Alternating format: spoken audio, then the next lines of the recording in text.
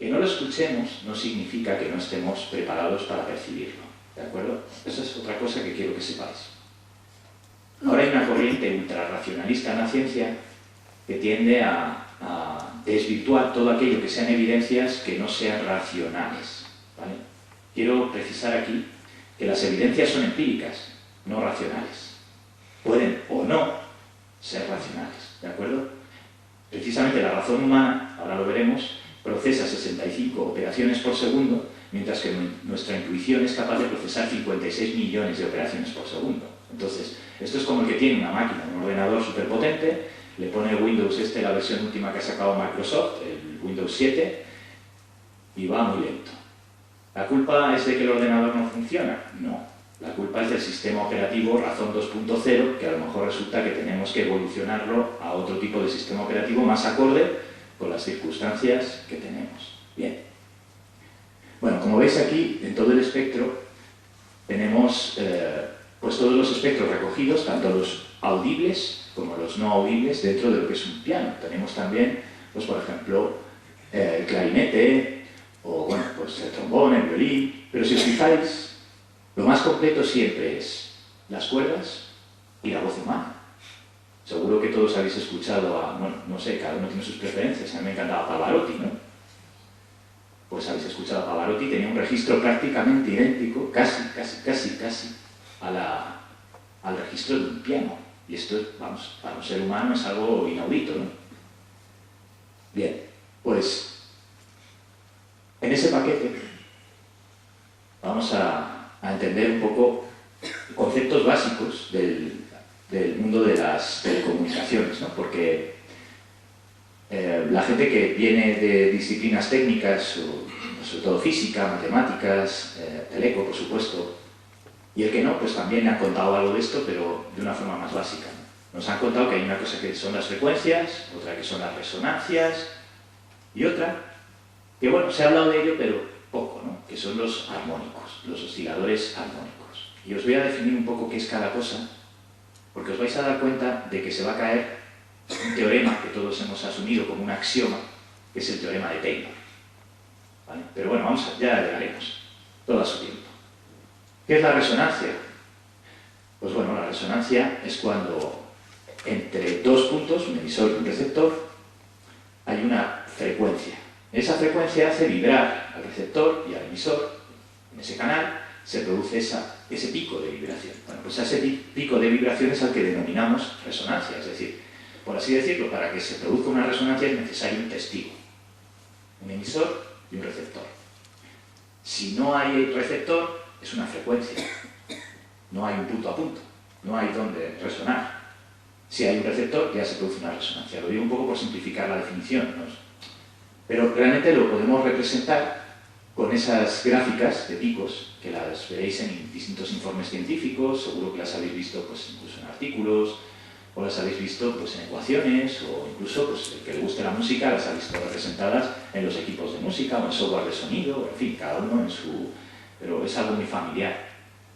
Los médicos, los que estéis dedicados a la medicina o al espectro, pues, por ejemplo, en las ECGs, en los electroencefalogramas, electrocardiogramas, también trabajáis con este tipo de diagramas de resonancia.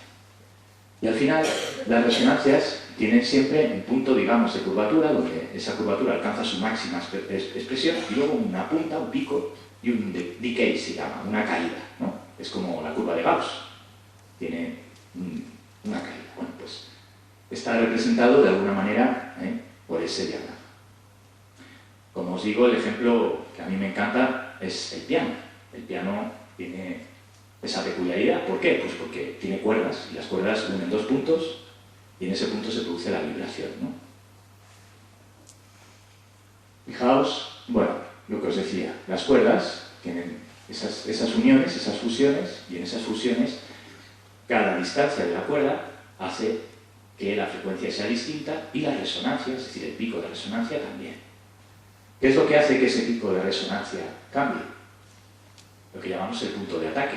Si cogéis un piano de la abuela que tenéis en casa, da igual, y cogéis y lo abrís, veréis que hay distintas proporciones, y dentro de esas proporciones del tamaño de la cuerda y la tensión de la cuerda, hay un punto de ataque donde cae, digamos, el martillo, ¿no?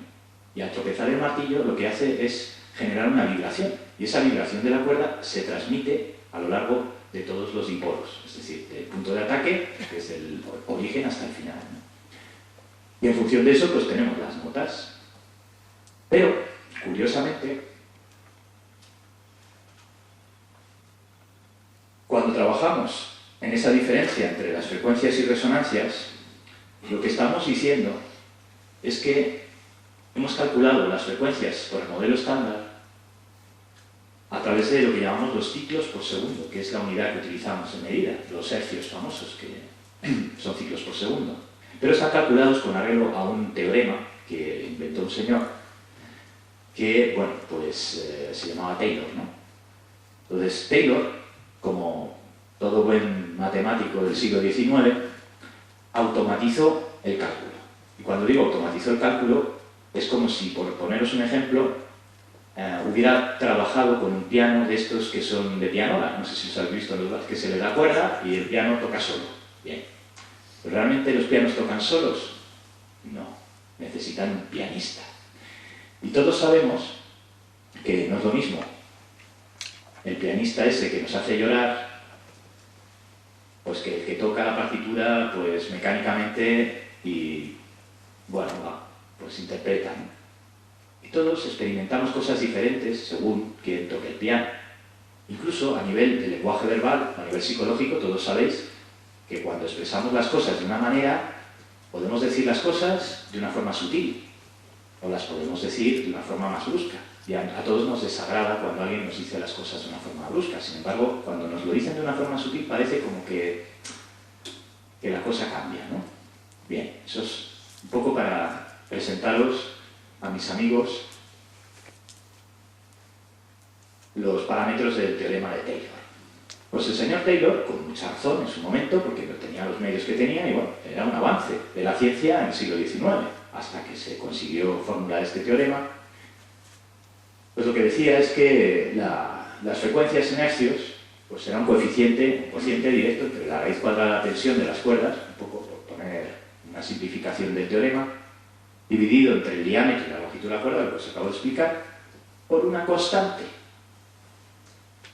Y amigo, ¿qué pasa si la constante no es constante? Pues entonces no nos vale el teorema de Taylor. Y si no nos vale el teorema de Taylor, ¿qué significa?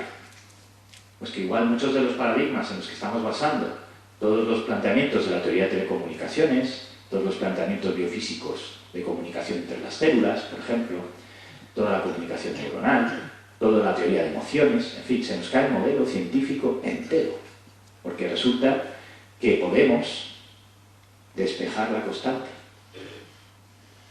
¿Y cómo despejamos la constante? Pues resulta que la constante depende de lo que vamos a ponernos en un espectro en el que somos personas y nosotros tenemos emociones. Y el día que nos levantamos bien, estamos contentos, y al día siguiente a lo mejor no estamos tan contentos. Y no todos los días tocamos ese piano de las emociones igual. Luego tenemos unas ecuaciones que se llaman matriciales, es decir, hay una serie de espectros que se pueden despejar en esa constante. Curiosamente, a nivel matemático, cuando trabajamos con ecuaciones matriciales, normalmente en paréntesis metemos 3 variables, normalmente. O sea, es decir, una variable 1, otra variable 0 y otra variable abajo. Es decir, trabajamos con 3, pero es una simplificación también. Es decir, eso se puede hacer muchísimo más complejo. No quiero entrar en esto, pero lo que quiero que quede muy claro es que realmente la constante no es constante. Entonces, el señor Michael Koenig, con mucha razón, descubre que según segmentemos esos parámetros, vamos a tener una cosa, o su contraria, o cosas intermedias, o incluso podemos segmentar entre graves y agudos, e incluso dentro de los paquetes de datos de graves y agudos, podemos trabajar de forma fractal. Fijaos lo que os digo, fractal. Es decir, las dimensiones no están por ahí fuera. Las dimensiones las tenemos dentro. ¿Vale? Es decir, nosotros, y esto también lo veréis ahora, cuando terminemos la exposición, de alguna manera somos un universo. Y si miráis por un microscopio, pues vais a ver pues, las células, incluso bacterias, incluso partículas muchísimo más pequeñas, que vemos puntitos y rayitas. Y si miramos con un telescopio, ¿qué vemos? Puntitos y rayitas. ¿Y qué es lo que somos realmente? Un rango de realidad. ¿Pero qué somos? Pues puntitos y rayitas también. Es decir, esas energías que están ahí son ese espectro. Y ese espectro está. Nosotros tenemos un cerebro que actúa como un sistema operativo que lo que hace es traducir esos puntitos y rayitas en imágenes. Porque no vemos ese puntito y rayita, pero esto es puntitos y rayitas. Se llama silla. Pero para que eso se llame silla, una vez vino un señor, hizo un proyecto y dijo: respaldo, sentarse y 4 patas igual a silla, ¿vale? Y nosotros lo hemos heredado, porque hemos ido heredando conceptos, conocimientos, etc., ¿no? Bien. Lo que percibe el señor Koenig es que nuestra mente va más allá del espectro audible. Es decir, es capaz de percibir frecuencias que no están dentro del espectro audible e incluso interactúa a través de ese sistema que ahora os comentaré con ellas. Es decir, comunica, interactúa, retroalimenta, activa emociones, activa sentimientos y activa sensaciones. Así que vamos a volver a nuestro querido piano y os presento a algo que se ha hablado muy poco de ello en física, pero que, bueno, pues para mí son, hoy por hoy, la clave de toda la explicación de la radiofrecuencia cuántica diferencial, es decir, lo que hace que el teorema de Taylor pues, se pueda despejar, y son los osciladores armónicos. ¿Qué son los osciladores armónicos? Pues fijaos que siempre son sucesiones logarítmicas fractales, por tanto son impulsos, y por tanto son energía. Es decir, ostras, que podemos hacer así, pero también podemos hacer así. O puedo hablar suavemente, o podemos estar relajados, o podemos elevar el tono en una conversación. Esos son los osciladores armónicos. Y lógicamente eso interactúa con las frecuencias y lógicamente eso interactúa con las resonancias. La sucesión de los osciladores armónicos se denomina nodo, un nodo de osciladores armónicos. ¿Y a qué os recuerda una sucesión de nodos de osciladores armónicos? A ver quién se atreve, a ver algún valiente. Al ADN, ¿verdad? ¿Y qué es el ADN? Buena pregunta.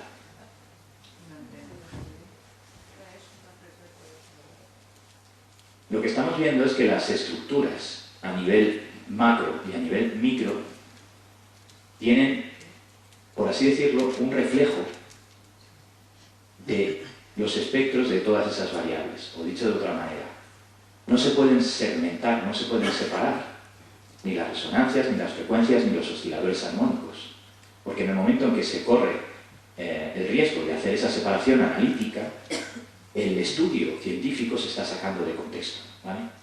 Por lo cual, lo que estamos viendo es que estos osciladores armónicos tienen la propiedad, curiosamente, de modificar las estructuras de la materia, pero esto ya lo vemos, digamos, a nivel macro, ¿no? A nivel de la física cuántica diferencial. Pero a nivel micro, esos osciladores armónicos también tienen la misma propiedad, es decir, de comunicar las estructuras, microestructuras nuestras y modificar los procesos, fijaos lo que os digo, biofísicos nuestros. Ostras, es alucinante. Pero sigamos. Fijaos que un piano, además de todo esto, pues tiene unos elementos que no suena igual un piano Yamaha que un Steinway, evidentemente, porque el Yamaha está hecho en serie y el Steinway está hecho a mano.